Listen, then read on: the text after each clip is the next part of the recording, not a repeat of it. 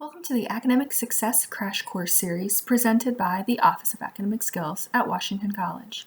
Today's video is Tips for Remote Learning, and we will go into detail about some of the ways you can use the strategies you already have to make the best of remote learning and some things you can anticipate this semester. Get organized. It can seem like getting stuff done now and organizing later is a good approach, but taking some time to get your space, your assignments, and your time organized will pay off tenfold and very quickly. We have a whole other webinar about getting organized, but here are some quick tips. You can see the webinar for even more. Find a space or make a space that is yours for school. If you won't be able to use the same space all the time, make a school to-go box. That'll have all your books, your computer, your charger, notebooks, pens, highlighters, snacks, and everything else you will need. Keep it all together. That means you won't lose anything, and you'll always have what you need when you need it, like your computer charger when your computer battery is running out and you're taking a timed test on Canvas. Organize your assignments. Keep a list compiled with the assignments for all of your classes in one place. If your professors are diligent about updating and listing assignments in Canvas, that's a great hack. You can also sync Canvas to your Outlook calendar, so you can add things like tutoring appointments or assignments for classes that don't use Canvas as much, and anything else, so that it's all in one place. Having it all down on paper, so to speak, frees up all kinds of mental space that you can use to overcome distractions, manage stress, and ensures you won't forget or miss anything else. I also love setting reminders for bigger things so you don't forget about them, and get an automatic prompt to start writing a paper a week or two in advance, or a reminder to submit that quiz on Canvas before 11:59 p.m. This is especially helpful for avoiding technology issues. Follow a schedule. It might be easiest to treat your listed class times as your class times, even if you don't have synchronous lectures every day. But make sure that you are thinking about distractions and what else might be going on in your home during these times. Whatever it is, find a schedule that works for you and set aside the time that you'll need. Also, follow a routine like changing clothes for schoolwork time, taking your medications at the right time, and getting enough sleep. Consistency is key at times like this, and anytime you're trying to focus. Show up. Show up for yourself and your classes, and I mean that literally and figuratively. Definitely attend any synchronous meetings of your courses, whether it's a regular Monday, Wednesday, Friday schedule or once a week. Make sure to attend those, but also show up when it's not synchronous. Keep a regular schedule. If you are scheduled for class Monday, Wednesday, Friday, 10:30 to 11:20, but you only meet synchronously on Monday and Wednesday, set that same time aside on Friday to work on that class. Review your notes, check in with your faculty. Studies have shown that routines make a difference. Spaced practice also helps us learn and retain information better. Spaced practice is reviewing the same subject and material at regular intervals, like Monday, Wednesday, Friday. Ideally, you'd spend at least a little time every single day on each class. Routines like a morning routine and evening routine are also important, and having a rough schedule you follow each day can help. Sure, it's appealing to just roll out of bed and turn on your computer for lecture, but get up, brush your teeth and your hair, and get a beverage and some food, even if it's just a cup of water and a Pop-Tart. Some feeling of normalcy jogs your brain to focus, and it can be a real mood lifter. Having a schedule to follow throughout the day also helps you stay accountable, on top of helping you focus and retain information better.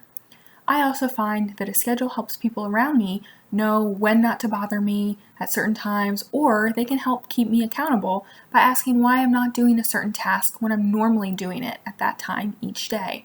This is very important when there's competing priorities at home all around you. Manage distractions. This is another tip that we have a whole nother webinar for, but here are some quick tips. Work around what's going on you. If there are younger siblings, a noisy neighbor, whatever it is, try and identify times that will have less distractions. Don't waste time and energy trying to work when there's chaos around you as much as possible. Following a routine helps you filter out the remaining distractions, and having a specific space for your classwork also helps you filter out distractions. Put away your phone or use an app to limit what you can use it for at certain times. And even if you don't normally listen to music when you're working, find something that works for you. It's inevitable that there will be noise or too much silence, something auditory that's going to distract you. Get ahead of that and try instrumental music, movie scores, or just white noise to see what works best for you. Be creative. Use creativity to let off steam and solve problems big and small. Print off adult or children's coloring pages. There's an app for that too. But if you can print, a break from the screens will be nice. Take time to just listen to music and appreciate it. If you play an instrument or sing or dance or have hobbies like painting, sewing, or any other creative outlet, take time regularly for those. Use creativity to solve problems. Here are some examples of what I'm talking about with creative solutions. If you don't have a space of your own for schoolwork, see if you have an old science fair project laying around. You know, those trifold boards. You can make your own cubicle. Do you need a whiteboard? Find a page protector, those plastic sheets you put paper in. Put in a plain piece of paper and there's your whiteboard. Plus, it's portable. Mirrors also work, as do windows, or the front of a binder that has the spot to slide the title page in. Do you have spotty internet? Of course, you should definitely communicate that with your faculty, but when you do have internet, download anything you might need, copy and paste stuff from Canvas into a Word document, work on that while internet isn't as good, and then you can submit things again when the internet's better. Flexibility and creativity will be very helpful to you during this semester. Motivation. Motivation is tough. Motivation when you're stressed, when you're in a new or different environment than you're used to for studying. Motivation in online classes, it's all hard, whether you're normally pretty motivated or not. Change and how difficult something seems both affect our motivation. The best thing you can do is acknowledge that and then work on overcoming those challenges to your motivation. Some things you can do to help motivate yourself are build accountability, set goals, and self-motivate. Accountability might be doing group study time on Zoom or FaceTime with your friends. Might be sharing your to-do list for the day with others in your household. Maybe it's setting a tutoring appointment and including in the notes what you're going to bring, or using that time as dedicated study time. Find what will keep you accountable to yourself and others. Set goals, big and small. Make goals each day of what you will achieve. Whenever you're setting goals, big or small, make sure they're specific, not vague, and make sure they're measurable, because how else will you know when you've achieved them? Also make them timed, like you will achieve something or complete it by the end of the day or the end of the week or the end of the semester. You could even include a reward for achieving a specific goal or a certain number of goals. Self-motivation is tough to develop quickly, but take a little time to think about what normally gets you motivated. Is it working towards a goal in a class or on an assignment? Keep that larger goal in mind while you're completing the smaller steps to reach that goal. Does competition motivate you? Compete with siblings or friends to see who can complete a to-do list first or get a higher grade on an assignment. Motivation from within is much more powerful than external motivation. So if you can find the internal motivation, it will be much easier to get things done. Plan for the unexpected. Always in life, there are things that seem to pop up out of nowhere and derail our plans. Absolutely, the coronavirus has done that right now. One of the best things you can do to have a strong semester with everything going on is trying to predict some of the things that might go wrong. I can predict that everyone's going to have at least a few technology issues, such as bad internet or a broken charger or not being able to log into Zoom. Think about your technology and the issues you've had over the last year. How can you prepare for those now if they were to happen again? Buying an extra charger off Amazon, locating a flash drive so you can switch to your sibling or parent's laptop if needed, communicating with faculty if your technology and our internet is unreliable, coming up with a schedule if you're sharing a computer or any other technology issues. These are just a few. Another reason you need to think about this now is that if you need to order something like a charger or a flash drive, these things have been taking longer than normal. Sometimes the Amazon orders are taking a week or more, and I know that changes based on location. If you have a problem, waiting a week for a solution to be delivered might not be that helpful. Another thing I can predict is that everyone's going to have some distractions. Think about what yours are going to be. Maybe it's too much free time or unstructured time, so you need to make a schedule and figure out a way to stick to it. Maybe alarms on your phone, or an accountability group chat with your friends, or virtual study halls with friends and classmates. Maybe the distraction is that there's too many people, not enough space at home. Try making your own space any way you can, even if it's just 5 square feet. Find your best headphones and figure out what music or sounds can help you stay focused. Think about some other things that may interfere with you completing work or turning it in or keeping to a schedule. Come up with a plan to hopefully avoid these issues, but also how to respond and solve them if they do come up. Disconnect. Sometimes you need to disconnect. Make an effort to get off the internet and off devices for a few hours a day. Read a book, play a board game. Unplugging is a healthy way to curb stress and keep yourself from wasting too much time on the internet. It's easy, when all of your work is on the computer, to feel like you're always being productive. But if you specifically set aside time to stay off your computer, you can encourage yourself to stay focused during the time that you will need to be using electronics. This will give your mind a rest, but it will also give your eyes a rest. Another thing you can do to help your eyes is to install a program called Flux on your computer. You can use night mode on your phone or your computer, or adjust the blue light on your screen yourself if your computer has that capability. Flux is great, and it's a free option to filter out the blue light. We often recommend it for students who have concussions, but it's great for everyday use.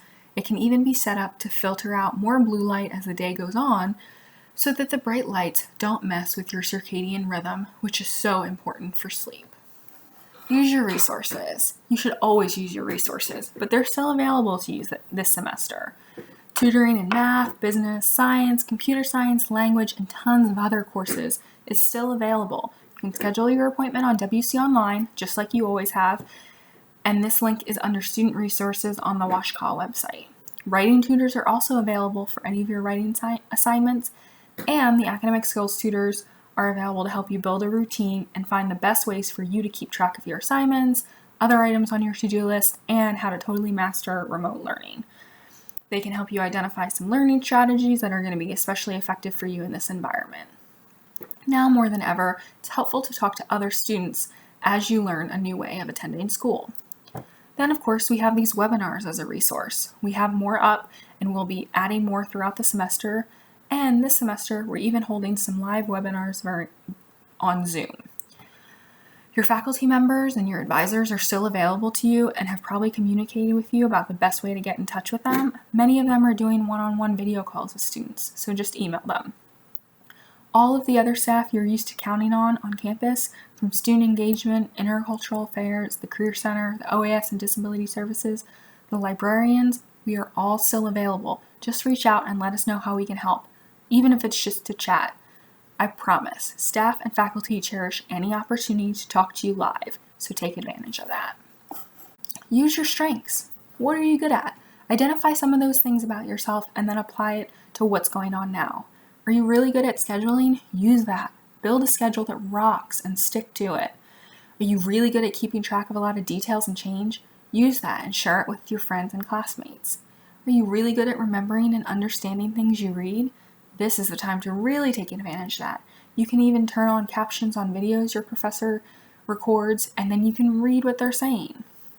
It can be easy to say that this is hard or this class isn't in a format that's my style, but it's way more productive to identify what you're good at and see how applying that to your situation can help.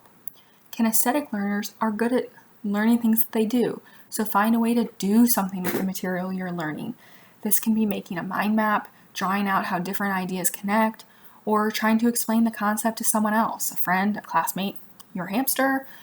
You have enough challenging you with all of these changes and adapting to a remote learning environment, so rely on your natural abilities as much as you can. There's a webinar on learning styles and strengths that's already up, so you can check that out as well to help identify some strategies for the things that you're good at. Don't let up. It can be stressful when things feel so new and challenging. Maybe it feels like things are constantly changing and you're having to adapt and come up with a new game plan for things, but keep pushing through. A student told me in the spring semester, at least we're all going through it. And that's true, that helps, but it might not make things easier. What it does do is build in a support system of people you can talk to, vent to, and people who are going to be understanding. Also, don't ignore your courses just because they're online, or think you don't have to show up in the same way. If you're having Zoom classes, make sure you're paying attention and taking notes, just like you would in class in person. If the professor is sending video lectures, same deal. Set aside time specifically for those.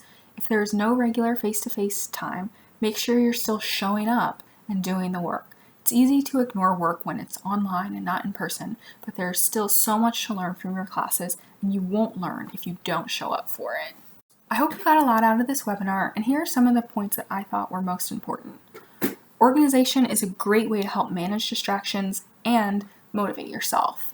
You need to plan for the unexpected. This is always important, but even more helpful now.